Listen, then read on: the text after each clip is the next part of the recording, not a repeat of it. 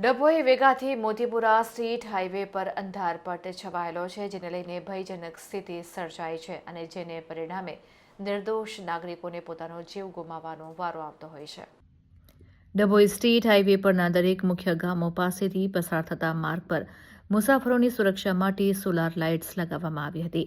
જો કે હાઈવેના નિર્માણ બાદ લગાવવામાં આવેલી આ લાઇટ્સ આજે માત્ર થાંભલાના સ્વરૂપમાં જ ઊભી છે. આશરે 15 કિલોમીટરના સમગ્ર પટ્ટા પર રાત્રિના સમયે સંપૂર્ણ અંધારું છવાયેલું રહે છે અને જેને કારણે અહીંથી પસાર થતા વાહન ચાલકો માટે આ માર્ગ મોતનો માર્ગ બની ગયો છે.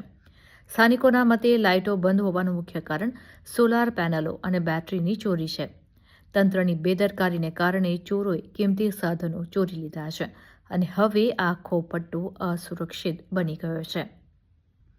આમ છેલ્લા 2 મહિનાથી છવાયેલા સંપૂર્ણ અંધારપટને કારણે ભયજનક સ્થિતિ સર્જાઈ છે.